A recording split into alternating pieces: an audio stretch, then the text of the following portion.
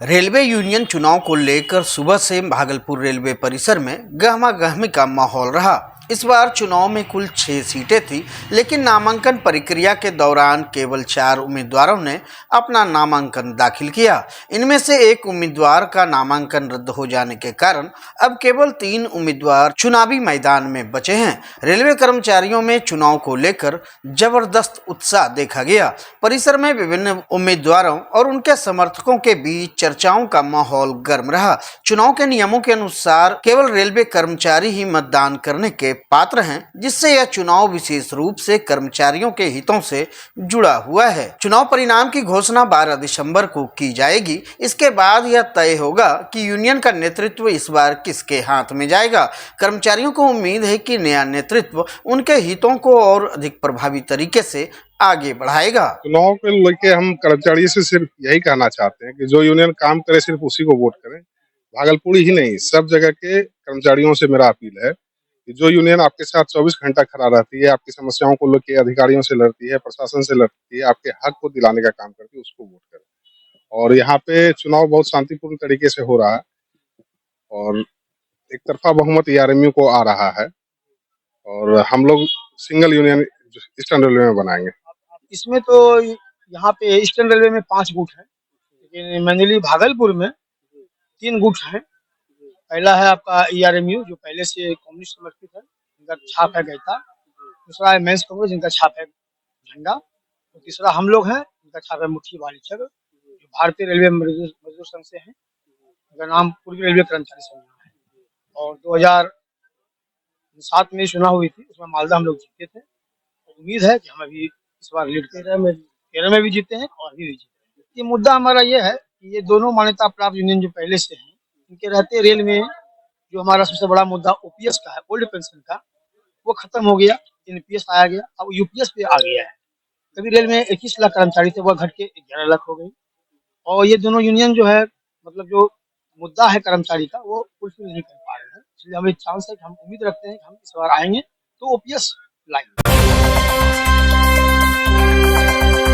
भागलपुर जिले के इसीपुर बाराहाट थाना क्षेत्र के छोटी मेहदी पोखर स्थित सतीश मार्बल शोरूम में मंगलवार रात 1 बजे 10 नकाबपोश अपराधियों ने हथियारों के साथ लूट का प्रयास किया। हालांकि अपराधी अपने मंसूबे में कामयाब नहीं हो सके। घटना के समय शोरूम के मालिक सतीश जायसवाल ने तत्काल पुलिस को सूचना दी। वहीं सूचना मिलते ही इसीपुर बाराहाट थाना पुलिस घटना स्थल पर पहुंची और स्थिति की जांच शुरू कर दी। पुलिस ने शोरूम के आसपास का मुआयना किया और अपराधियों की पहचान के लिए साक्ष्य जुटाने में लगी हुई है। शुरुआती जानकारी के अनुसार अपराधी हथियारों से लैस थे और उनके चेहरे ढके हुए थे। पुलिस मामले की जांच कर रही है और अपराधियों का सुराग लगाने की कोशिश कर रही है। इस घटना से इलाके में दहशत का माहौल बना हुआ है। फिलहाल पुलिस ने आसपास के CCTV फुटेज खंगालने और स्थानीय लोगों से पूछताछ शुरू कर दी है। वहीं मामले को गंभीरता से लेते हुए पुलिस ने जल्द कार्रवाई का आश्वासन दिया है। सुबह 4:30 बजे के अरविंद मेरा भाई फ़ोन किया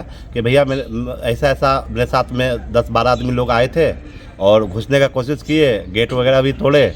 तो मैंने बहुत डर गया, मेरा भाई, मैंने मम्मी सब भी डर गई पूरा। तो कॉल किया तो हम जैसे आए तो सारा फुटेज देखे, थाना प्रभारी सब आए।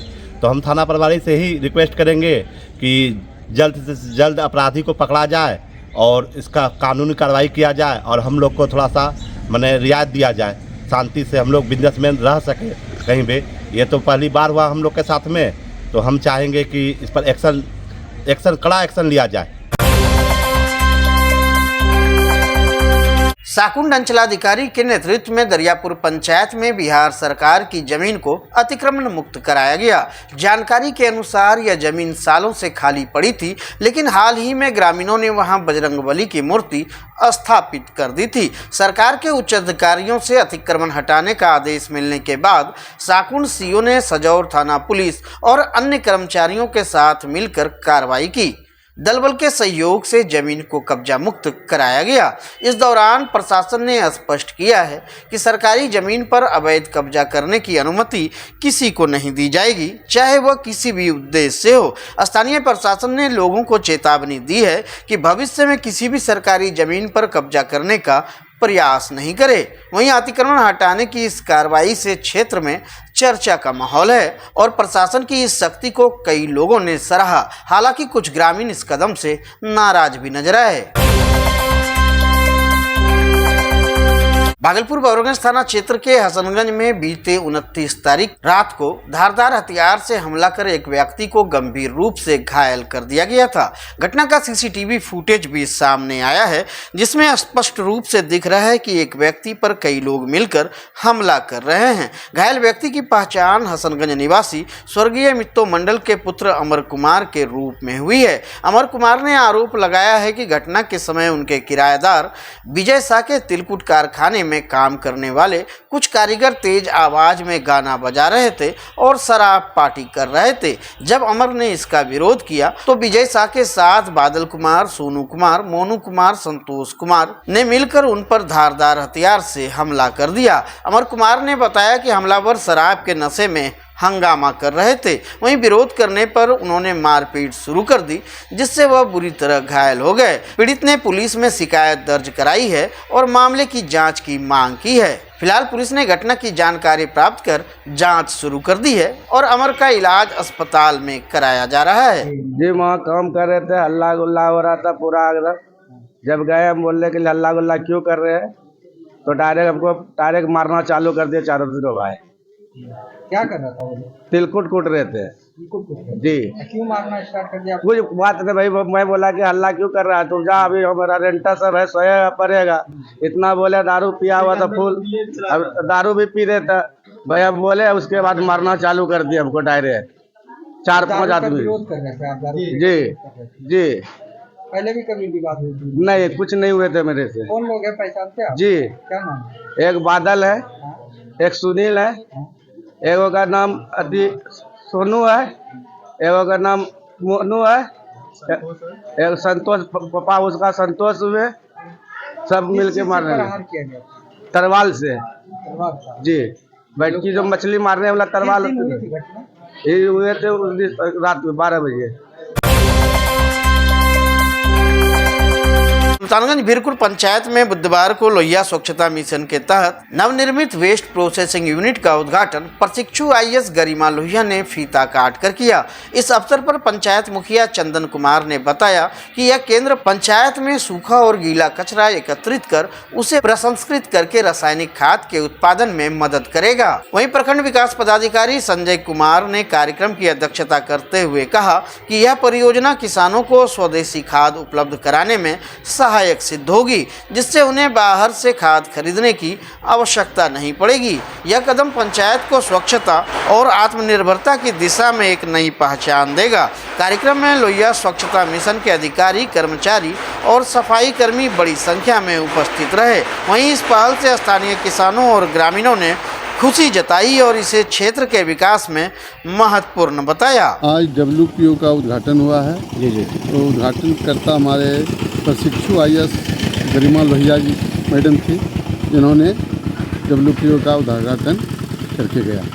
तो इस योजना से किन किन ग्रामीणों को लाभ मिलेगा? इससे हमारे समूचे पंचायत को, हर पंचायत के हर व्यक्ति को लाभ मिलेगा और घर में जो भी कूड़ा कचरा है वो साफ़ होके यहाँ आएगा और यहाँ से फिर हम इसको एक एक चीज़ को जांच अलग करवा के, कचरा, सूखा कचरा, गीला कचरा अलग करवा के, प्लास्टिक को अलग करवा के, विद्युतीय का तार को अलग करवा के, सारे चीज़ों को अलग अलग करवा के सबको फिर प्लास्टिक जैसे हमारे हैं प्रखंड में लगा हुआ है, उसमें जाके फिर वहाँ हमारा रिपेयर होगा, गलाया जाएगा और उसको फिर यूज में लाया जाएगा। भागलपुर सुल्तानगंज प्रखंड मुख्यालय परिसर स्थित अंचल कार्यालय में 11 भूमिहीन परिवारों को सरकार की योजना के तहत 5-5 डिसमल जमीन आवंटित की गई। यह जमीन स्थानीय विधायक प्रोफेसर ललित नारायण मंडल और अंचल अधिकारी रवि कुमार द्वारा संयुक्त रूप से प्रदान की गई।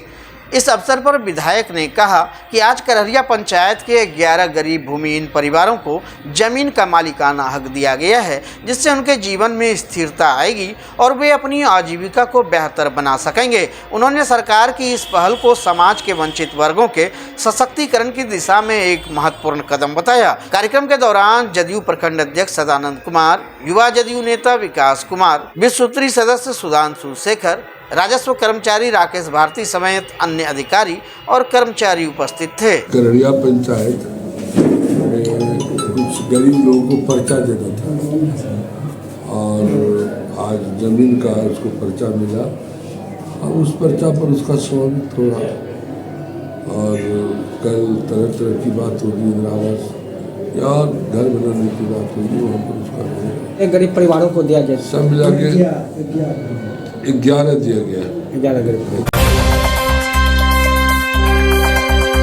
भागलपुर तिलकामांझी थाना क्षेत्र में एक प्रेम प्रसंग का मामला पुलिस थाने तक पहुंच गया है। इस मामले में प्रीति कुमारी ने अपने दूसरे पति संतोष कुमार पर गंभीर आरोप लगाते हुए कहा कि वह उसे और उसके बच्चे को छोड़ देना चाहते हैं। प्रीति कुमारी ने सवाल किया कि अब आप बताएं कि मैं अपने बच्चे के साथ कहां जाऊंगी। वहीं संतोष कुमार जो जगदीशपुर के रहने वाले हैं, उसने अपने बयान में कहा है कि वह प्रीति कुमारी को नहीं रखना चाहते।